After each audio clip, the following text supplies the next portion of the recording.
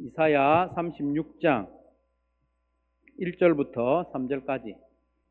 히스기야 왕 제14년에 아시리아 왕 사네립이 올라와서 견고한 유다의 모든 성읍을 공격하여 점령하였다. 그래서 아시리아 왕은 라기스에서 랍사게에게 많은 병력을 주어 예루살렘의 히스기야 왕에게로 보냈다. 그는 빨레트로 가는 큰 길가 윗저수지에 수로 옆에 주둔하였다. 그때에 hil기야의 아들 국내 대신 엘리야김과 서기관 셈나와 아삽의 아들 역사 기록관 요아가 그를 맞으러 나갔다. 아멘. 사면초가에서도 우리가 어떻게 하면 믿음을 좀 잘 지킬 수 있을까 오늘 살펴볼 텐데, 사면초가 무슨 뜻인가는 알겠는데 어디서 온 단어인지 잘 모르시는 분도 가끔 있을 것 같아요. 사면초가. 사면에 초가집이 있다 이런 말은 아니고요. 사면은 똑같아요. 사방으로 초나라의 노래가거든요. 초나라의 노래가 울려 퍼지는 거예요. 초나라하고 한나라하고 전쟁을 하는 통에 한나라가 이 초나라의 군대를 포위를 했는데, 초나라의 군대의 사기를 떨어뜨리기 위해서 한나라 사람들이 초나라의 고향 노래를 막 부르는 거예요. 그러니까 이 초나라 군대가 얼마나 사기가 떨어지겠습니까? 그래서 초나라의 장군은 우리나라가 망했다, 다 항복했는가 보다, 그런 마음에 어떤 나쁜 마음도 품고 그렇게 하는 이야기에서 온 말이 사면초가는 사방이 막혀서 곤란한 상황인데 도와줄 자가 없다, 그런 의미죠. 히스기야가 좀 그런 상황에 종종 처했습니다. 히스기야는 다윗 왕을 빼고는 가장 칭찬받는 왕으로 알려져 있습니다. 요시야 왕도 있고 그렇지만 히스기야가 다윗 다음인 것 같아요. 그런데 그의 통치 과정을 살펴보면 그렇게 순탄하지만은 않았고 외부의 공격이 많았습니다. 그 이야기가 이사야서 36장에서 39장까지 이렇게 서술되어 있죠. 오늘은 히스기야가 이방 나라로부터 위협과 공격을 받았을 때 어떻게 반응했는지, 어떻게 대응했는지를 살펴보면서 교훈과 은혜를 나누고자 합니다. 히스기야는 기억할 건 아닌데, 히스기야는 주전 715년부터 686년까지 한 30년, 한 29년 정도를 왕위에 있었습니다. 히스기야가 왕이 되었을 때 가장 먼저 한 일을 요건 좀 기억하면 좋겠어요. 아주 의미 있는 일을 했는데, 히스기야가 왕이 되었을 때 가장 먼저 한 일이 뭐냐? 성전의 문을 열어젖힌 거예요. 성전의 문이 닫혀 있었느냐? 그렇습니다. 히스기야의 아버지 아하스가 백성들이 하나님 앞에 나오지 못하도록 성전 문을 닫아버려요. 이런 참남한 짓을 히스기야의 아버지가 했어요. 아들이 훨씬 훌륭하죠. 히스기야가 왕이 되었을 때 아버지가 닫아놓은 성전 문을 활짝 열어젖히고 백성들이 하나님 앞에 나올 수 있도록 길을 열고 산당을 제거하고 각종 우상을 파괴하는 그런 종교개혁을 많이 한 사람이 히스기야다. 그럼에도 불구하고 그 시대를 돌아보면, 그것도 지정학적으로 보면 히스기야가 편한 인생은 못 살았어요. 사면초가의 때를 자주 경험했습니다. 우리가 알고 있는 남유다는 생각보다 조그만한 나라예요. 생각보다 우리가 생각하는 것보다 훨씬 작아요. 성경에 자꾸 이스라엘이 나오고 유다가 나오고 계속 나오니까 번듯한 나라인 줄 그렇게 생각하는 경우가 있는데 그렇지 않아요. 남유다보다 영토만 따지면 10분의 1밖에 안 돼요. 우리나라도 그렇게 큰 나라는 아니잖아요. 우리 남한보다 영토가 10분의 1, 11분의 1밖에 안 되니까 정말 조그만한 나라예요. 그래서 막 공격하면 금방 다 빼앗길 만한 그런 영토를 가진 나라입니다. 이 조그만 나라 주변에 정말 많은 나라가 있었습니다. 주변의 나라들하고 늘 갈등 상황이 있었죠. 조금 떨어져 있는 나라이지만 아시리아는 강대국으로 부상했고, 여러분 여기 한번 앞에 자막을 한번 보시면 제가 지도에 나라 이름을 적으려고 하니까 너무 많아서 적기가 어려워요. 그래서 이렇게 대충 위치에 따라서 나라 이름을 적어놨죠.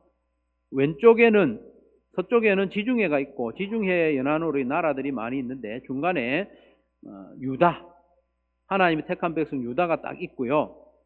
빙 돌아가면서 시돈, 두로, 유다 바로 위에는 북이스라엘, 서쪽에는 블레셋, 남쪽에는 에돔, 동쪽에는 모압과 암몬, 이런 나라들이 유다를 뺑 둘러싸고 있습니다. 그리고 조금 더 위에 시리아는 노란색으로 해놨는데 왜 노란색으로 해놨을까요? 조금 더 힘이 센 나라예요. 그 다음에 그 위에 아시리아는 제국입니다. 저 당시에 가장 강력한 나라가 아시리아죠. 우리 지금으로 치면 미국.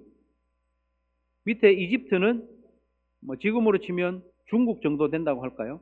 그리고 아시리아에 맞설 수 있는 나라는 지금 이 당시로는 이집트밖에 없어요. 그리고 옆에 바벨론 조그맣게 적어 놓은 거는 바벨론은 아직까지 강대한 나라는 아닙니다. 아시리아가 자꾸 점령하고 또 아시리아에게 통제받는 나라가 바벨론입니다. 저때까지만 해도.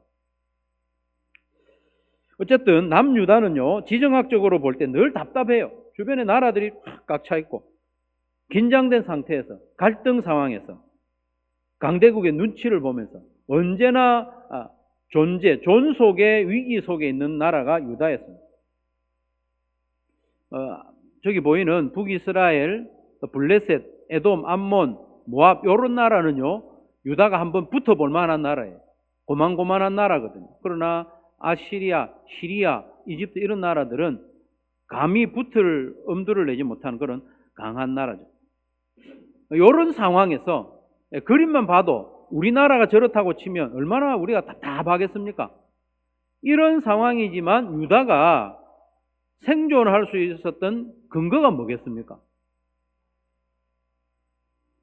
자력은 아니에요. 하나님의 보호하심입니다. 하나님이 보호하셨기 때문에 나라가 있는 거예요. 하나님이 보호하셨기 때문에 나라가 보존되고 있는 겁니다. 그런데 유다는요, 그 유다의 왕들은요, 자주 이걸 잊어버려요. 그래서 스스로 생존할 방법을 찾아보고 또 다른 나라하고 힘을 합쳐가지고 생존해 보려고 작전을 많이 했던 그런 나라가 유다입니다.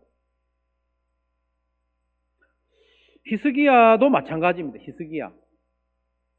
히스기야는 믿음이 대단히 좋은 왕이었죠. 대체로 하나님을 의지하고 하나님 말씀대로 순종하며 나라를 운영했습니다. 그러나 현실적으로 주변에 온통 적국이 가득하고 또 아시리아가 점점 영토를 확장하고 있는 그런 때였기 때문에 천하의 히스기야도 믿음이 약해질 때가 있어요. 그리고 두려움에 사로잡힐 때가 있어요.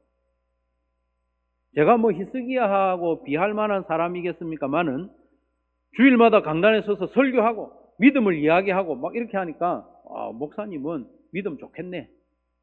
어려운 일 닥쳐도 흔들리지 않겠네. 전혀 그렇지 않습니다.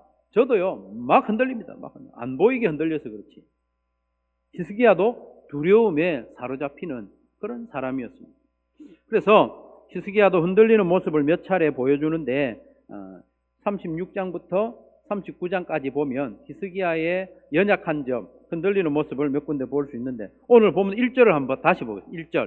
1절을 보시면 히스기야 왕 제14년에 이때는 주전 701년이에요.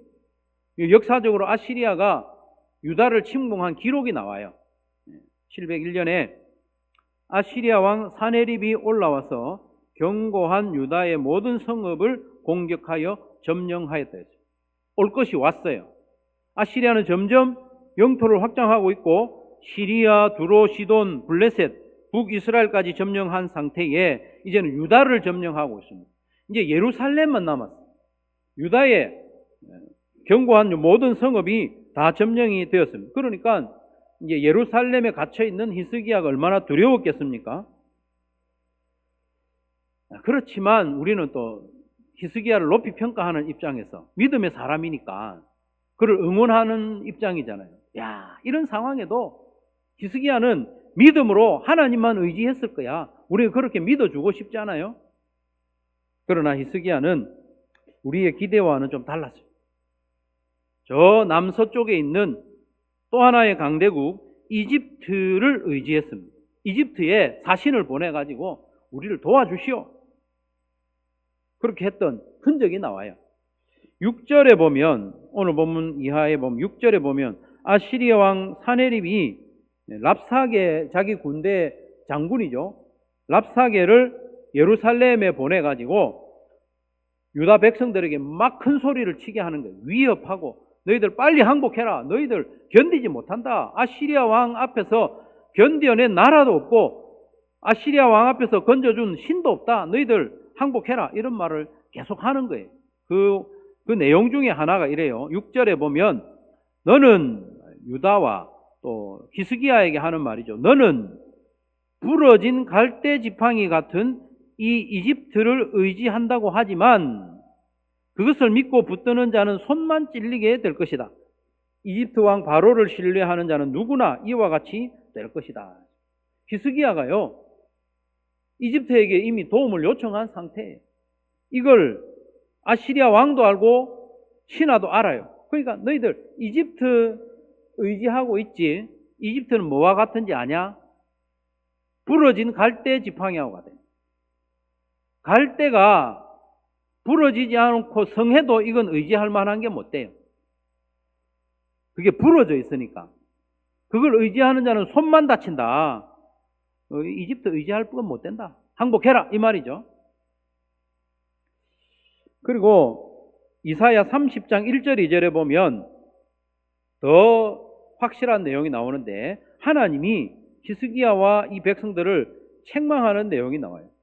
뭐 때문에 책망을 했느냐? 이집트를 의지하는 거예요.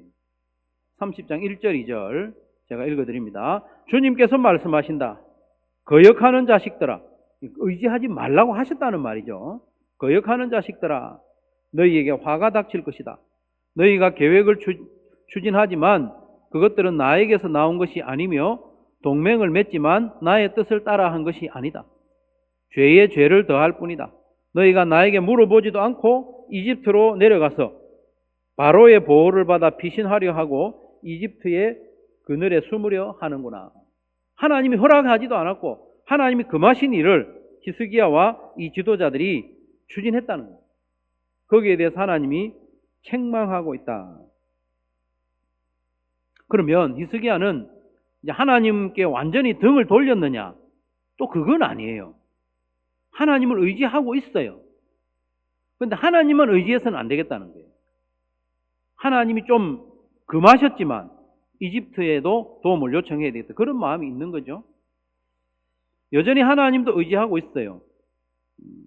사네립의 장군 랍사게의 말을 조금 더 보면 36장 15절에 보면 이렇게 큰 소리를 쳐요. 15절에 보면 히스기야가 너희를 속여서 주님께서 너희를 구원하실 것이며 이 도성을 아시리아 왕의 손에 절대로 넘겨주지 않으실 것이라고 말하면서 너희로 주님을 의지하게 하려 하여도 너희는 그 말을 믿지 말아라. 이 예루살렘 백성들아, 히스기야의 말을 믿지 마라. 하나님 의지하면 하나님이 우리를 지켜주시고 예루살렘도 지켜주실 것이라고 말을 하는데 그걸 믿지 마라. 믿을 게 못 된다. 이렇게 말하는 것은 히스기야가 또 백성들에게 하나님이 우리를 지켜주실 것이라고 말했다는 거죠. 이처럼 위대한 왕, 믿음의 사람 히스기야도 사면 초가의 상황에서 막 흔들린 거예요. 하나님도 의지했다가 이집트도 의지했다가, 그래서 하나님께 책망을 받기도 했습니다. 결국 아시리아 군대가 예루살렘을 완전히 포위하여서 이제 더 소망이 없는 거예요. 그때 일개 장군이 나서서 히스기야와 신하들에게 막 큰 소리로 조롱을 했습니다. 그 내용이 36장 쭉 나오는 거예요. 다 이 조롱하는 내용이 36장. 이 조롱을 전에 들은 히스기야의 반응이 37장 1절에 나와요. 37장 1절에 보면 히스기야 왕도 이 말을 듣고 조롱을 듣고 울분을 참지 못하여 자기 옷을 찢고 베옷을 두르고 주님의 성전으로 들어갔다. 그래서 하나님께 의지하여 애통하며 기도한 거죠. 그리고 이사야에게 사람을 보내가지고 당신도 우리를 위해서 기도해 주시오. 37장 4절에 보면 기도를 부탁하는 게 나옵니다. 그 이후에도 보면 37장 8절부터 13절에 보면 아시리아 왕은 이 예루살렘을 위협하는 것을 중단하지 않습니다. 계속 위협하면서 이번에는 편지를 써서 보내요. 편지를 뭐 부드러운 편지가 아니에요. 위협하는 편지예요. 그 편지를 써서 보내니까 히스기야가 그걸 읽어보고 그걸 하나님 앞에 성전에서 펴놓은 거예요. 하나님 보십시오. 이렇게 위협하고 하나님을 조롱하고 있습니다. 하나님 도와주십시오. 기도하는 거죠. 37장 14절 15절에 보면 이렇게 말씀합니다. 히스기야는 사신들에게서 이 편지를 받아 읽었다. 그런 다음에 주님의 성전으로 올라가서 주님 앞에 편지를 펴놓은 뒤에 주님께 기도하였다. 하나님 보십시오. 하나님께 도움을 요청하는 거죠. 그래서 하나님께서는 히스기야의 기도를 들으시고 히스기야와 유다를 구원해 주셨어요. 이사야 37장 36절에 보면 하나님이 천사를 보내가지고 사네립의 군사 18만 5천 명, 어마어마한 군대죠. 18만 5천 명은 하룻밤에 다 죽여버려요. 그게 사네립 왕이 얼마나 당황했겠어요. 군사들이 다 죽었으니 혼자 도망을 갔어요. 자기 수도 니느웨로 도망가가지고 자기가 섬기는 신의 신전에 들어가가지고 막 제사를 드리다가 자기 아들들에게 암살을 당하는 그런 일이 37장 36절 38절까지 그렇게 기록되어 있습니다. 성도 여러분, 히스기야는 대단한 믿음의 사람이었지만 사면 초가의 상황에 딱 맞닥뜨렸을 때 흔들렸다는 거예요. 흔들리다가 오래 흔들리지 않았다는 게 중요하죠. 오래 흔들리지는 않고 다시 중심을 잡고 하나님 앞에 엎드려 기도하여 하나님의 은혜를 입었다. 그 이야기가 오늘 본문이에요. 성도 여러분, 우리도 인생을 살아가다 보면 사면 초가의 상황에 처할 때가 있잖아요. 한두 가지가 아니고 여러 가지 어려운 문제가 한꺼번에 닥쳐올 때가 있습니다. 신앙생활 할 때도 마찬가지입니다. 혹은 목사로 또 직분자로 사역을 할 때도 마찬가지입니다. 한꺼번에 어려움이 밀려오는 통에 내가 도저히 감당이 안 되는 거예요. 심지어 우리의 일상이 무너질 때도 있어요. 일상이 위협을 받는 거예요. 사방에서 나를 공격하는데 나를 도와줄 이가 없는 거예요. 갑자기 건강에 문제가 생기고 경제적으로 길이 막히고 지금까지는 나와 친근하게 지냈던 그 사람인데 내가 어려움에 처했을 때 손을 내미니까 도와주지 않고 등을 돌리고 배신하고 이런 상황이 한꺼번에 밀려올 때가 있습니다. 도저히 내 힘으로 안 돼요. 그렇게 사면 초가의 상황을 맞닥뜨렸을 때 다른 것을 의지하지 말고 하나님 의지하라. 그게 오늘 본문의 교훈이지 않습니까? 그런데 히스기야도요, 그렇게 하지 못했어요. 히스기야도 사면 초가의 상황에서 흔들리고 방황하고 두려워하고 그렇게 하다가 나중에 정신을 차리긴 했죠. 그래서 하나님 의지하긴 했습니다. 우리도 이 말씀을 보면서 가장 좋기는 히스기야처럼 흔들리지 않고 사면 초가의 상황에 왔을 때 즉각 하나님의 도움을 구하는 그게 가장 우리에게 좋죠. 그렇지 못하더라도요, 여러분 잠시 흔들리더라도 이내 중심을 잡고 하나님 의지하는 저와 여러분의 믿음이 되기를 간절히 바랍니다. 그렇게 되기 위해서는요, 얼렁뚱땅 신앙생활에서는 안 돼요. 믿음의 기초를 잘 닦아야 됩니다. 사면 초가의 상황이 오기 전에 일상 가운데 우리의 믿음을 기초를 잘 닦아야 됩니다. 오늘 본문과 같은 말씀을 평소에 드러놔야 됩니다. 평소에. 이걸 들어놓고 있는데 한 달 뒤에 나에게 큰 문제가 들이닥쳤다. 그때는 우리가 이걸 기억할 수 있잖아요. 아, 히스기야가 하나님 앞에 편지를 펴놓고 기도했네. 그걸 기억하고 따라할 수 있는 거죠. 이건 뭐냐? 말씀을 가까이 하고 읽고 듣고 묵상하고 마음에 새겨두는 것이 믿음의 기초를 닦는 거예요. 사면초가의 상황을 만났을 때 이 말씀이 기억나려면 내가 새겨놔야 됩니다. 예배 시작 즈음에 제가 봉독해드린 시편 125편 1절 2절, 여호와를 의지하는 자는 시온산이 흔들리지 아니하고 영원히 있음 같도다. 산들이 예루살렘을 두름과 같이 여호와께서 그의 백성을 지금부터 영원까지 두르시리로다. 이 말씀을 기억하고 있으면 어려운 일 만났을 때, 위기 때에 하나님이 나를 두르고 있지, 기도할 수 있는 힘이 생기는 거예요. 여호와는 나의 목자시니 내게 부족함이 없으리라. 주의 말씀은 내 발의 등이요 내 길의 빛입니다. 내가 주의 말씀을 읊조리려고 새벽녘에 눈을 떴나이다. 이런 말씀들이 우리의 마음속에, 머릿속에 많이 입력이 되어 있으면 환난 때에 기억이 나는 거예요. 말씀이 기억이 안 나면 곤란하잖아요. 그런 의미에서 여름 성경학교나 수련회를 통하여 말씀을 듣는 것은 대단히 중요한 일입니다. 여름 성경학교 한번 한다고 해서 아이가 180도로 바뀌지 않잖아요. 수련회 다녀온다고 해서 그 삶이 확 바뀌지는 않을 수 있습니다. 그러나 그 시간에 마음에 새겨진 말씀이 있을 거예요. 그 말씀이 어떤 역할을 하느냐? 이 아이가 장차 인생을 살아가면서 위기를 만났을 때 떠오르는 말씀이 되는 거예요. 붙잡을 말씀이 되는 거예요. 찬양을 많이 듣는 것도 위기를 만났을 때 큰 도움이 됩니다. 여러분, 위기를 만났을 때 책 펴놓고 찬송가 보면서 노래 부를 일은 별로 없습니다. 한 구절이라도, 한 소절이라도 떠오르면 그 찬양 부르면서 힘을 얻는 거예요. 기도할 힘을 얻는 거예요. 기도의 습관도 큰 힘이 됩니다. 그리고 오늘과 같이 주일 예배를 규칙적으로 드리는 예배의 시간을 지키는 것도 큰 힘이 됩니다. 예배의 시간을 내가 지키는 것 같지만 사실은 위기의 때에 이 예배의 시간이 나를 지켜줘요. 이처럼 평소에 믿음의 기초를 잘 닦아두면 사면초가의 상황을 만났을 때 믿음을 지켜낼 수 있습니다.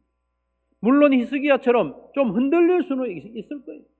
그러나 인의 중심을 잡고 하나님의 도우심을 구하는 우리의 믿음을 회복할 수 있을 줄로 믿습니다. 이처럼 믿음의 기초를 닦는 것은요, 큰 배로 치면은 평형수와 같습니다. 평형수라는 게 있어요. 큰 배가요, 대양에 나갔을 때 큰 파도를 만나면 흔들리잖아요. 그때 균형을 잘 잡기 위해서 배 밑에, 배 안에 물을 가득 채워놔요. 물을. 그래서 여간 흔들려서는 그 물을 통해서 균형을 잡는 거예요. 우리가 평소에 말씀 생활, 기도 생활, 예배 생활, 감사 생활, 이 연습을 하는 게 바로 배의 평형수를 채우는 것과 같아요. 배에 평형수가 없으면요, 잔잔한 바다를 갈 때는 별 문제가 없습니다. 그러나 풍랑을 만나면 이 평형수가 없으면 무너져요. 그리고 조금 더 근원적으로 중요한 것이 있는데 그게 뭐냐 하면 이 사방에서 들어오는 공격을 통해서 마귀가 나에게서 무엇을 빼앗으려고 하는지를 아는 거예요. 말이 조금 길고 복잡하지만 마귀가 나에게서 뭘 빼앗아 가려고 하느냐, 그걸 아는 게 중요해요. 뭔가 공격이 오는 거는 나에게서 빼앗아 갈 게 있다는 말이지 않습니까? 뭘 빼앗아 가려고 하느냐, 그걸 알아야 돼요. 그걸 알아야 그걸 지키죠. 내가 뭔가를 방어하고 공격에서 지키려고 한다는 건 뭔가 있다는 거예요. 그게 뭐냐? 내가 끝까지 지켜야 할 그것이 무엇인가를 분명히 아는 것이 대단히 중요합니다. 사탄이 우리를 수시로 공격하죠. 사방으로. 여러 가지 모양으로 공격합니다. 뭘 빼앗아 가려고 공격할까요? 내가 가진 돈 빼앗아 가려고 공격할까요? 내가 가진 명예를 빼앗아 가려고 사탄이 공격하겠습니까? 내가 가진 건강 빼앗아 가려고 건강을 목적으로 우리를 공격하겠습니까? 그렇지 않습니다. 마귀의 공격은 항상 우선적으로 하나님과 나와의 관계, 친밀한 관계를 이간질하는 거예요. 하나님과 나와의 친밀한 관계를 깨는 것을 목적으로 우리를 공격한다는 것. 그걸 아는 게 중요합니다. 마귀가 나와 하나님과의 친밀한 관계를 빼앗아 가려고 나를 공격하고 있어요. 그걸 안다면 누구에게 도움을 요청하겠습니까? 옆에 나라에 가서 도움을 요청하겠습니까? 아니죠. 하나님께 도움을 요청합니다. 히스기야가 지켜야 했던 것도 그겁니다. 하나님과 유다와의 관계를 지키는 거예요. 하나님은 우리 하나님이고 우리는 하나님의 백성이라는 그 언약의 관계를 지키는 것이 목적이죠. 그리고 유다는요, 온 세상에 제사장 나라의 사명이 있는 거예요. 그 사명을 지켜야 했습니다. 우리도 마찬가지예요. 우리도 하나님과의 친밀한 관계를 지켜내야 하고, 두 번째로 하나님으로부터 받은 사명을 지켜야 돼요. 마귀가 우리를 왜 공격할까요? 사명 내팽개치라고. 너 붙잡고 있는 그 사명 내려놓으라고. 건강도 치고 물질도 치고 실패하게 하고, 이쯤 하면 이제 사명 내려놓겠지. 사명 포기하겠지. 그 목적을 가지고 우리를 공격한다는 거예요. 우리가 가지고 있는 재물 빼앗으려고 공격합니까? 아닙니다, 여러분. 우리를 사방에서 공격하는 목적은 우리와 하나님과의 관계를 흐트러 놓으려고 하는 거예요. 하나님으로부터 받은 사명을 내려놓도록 우리를 공격하는 것을 우리가 알 때에 그 사탄의 공격 목적을 안다면 우리가 다른 데 가서 도움을 요청하지는 않을까 하나요? 하나님, 이 마귀가 사람들을 동원해가지고 내 경제적인 형편을 동원해가지고 하나님과 나와의 관계를 멀어지게 합니다. 하나님 도와주십시오. 저에게 믿음을 주십시오. 다른 것 포기해도 하나님과 나와의 관계를 포기하지 않도록 도와주십시오. 그렇게 기도하지 않겠습니까? 하나님, 이 마귀가 내가 받은 사명과 직분 소홀히 하도록 나를 유혹하기도 하고 공격하기도 하고 사방으로 우겨싸서 오는데 하나님 어떻게 해야 되겠습니까? 하나님 의지할 수 있는 길을 택하는 거죠. 그러니 사면초가의 상황에서도 믿음을 지키기 위해서 우리가 우선적으로 해야 할 일은 내가 진정으로 지켜야 할 것이 무엇인지 분명히 하는 겁니다. 이것만은 내가 포기하지 않는다. 끝까지 지킨다. 내가 뭘 지켜야 될지 아는 게 중요한 거죠. 내가 성공을 추구하고 그 성공을 지키려고 한다면 하나님 외에 다른 데 가서 도움을 요청할 가능성이 큽니다. 내 성공을 지켜줄 만한 사람 찾아가기 쉬운 거예요. 아니면 내가 열심히 하든가 나의 자리를 지키고 나의 권세를 지키려고 한다면 하나님 도우심보다 사람의 도움을 구하려고 백방으로 쫓아다닐 가능성이 큽니다. 하지만 내가 끝까지 지켜야 할 것은 영토나 성공이나 명예나 재물이 아니고 하나님과의 친밀한 관계라는 것을 안다면 다른 데 도움을 구하지 않습니다. 사명과 직분을 지켜야 한다는 것을 마음에 새기고 있다면 하나님 외에 다른 것 의지하지 않고 더욱 하나님을 의지하고 믿음을 지킬 수 있을 줄로 믿습니다. 사랑하는 성도 여러분, 우리가 원하든 원하지 않든 종종 사면초가의 상황에 맞닥뜨리게 됩니다. 그때의 믿음의 결정을 하고 하나님만 의지하기 위해서는 평소에 우리의 믿음의 실력을 키워놔야 돼요. 위기가 오기 전에 평형수를 가득 채워놔야 돼요. 그러면 좀 흔들리다가도 내가 하나님 의지해야지. 하나님 손 붙잡게 되는 거예요. 그리고 그보다 더 근본적으로는 내가 사방에서 오는 공격으로부터 내가 진짜 지켜야 할 것이 뭔지, 하나님과의 관계입니다. 하나님 주신 사명입니다. 그 외에 다른 거 지키려고 하면 흔들립니다. 사랑하는 성도 여러분, 이 이사야가 히스기야를 통해서 우리에게 거울을 비춰주듯이 교훈을 주지 않습니까? 우리가 믿음 생활 또 인생을 살아가는 동안에도 사면초가의 상황을 만날 수 있는데, 그때를 대비하여 믿음의 기초를 잘 닦고 또 내가 지켜야 할 것을 분명히 마음에 새기는 저와 여러분 되시기를 주님의 이름으로 축원합니다.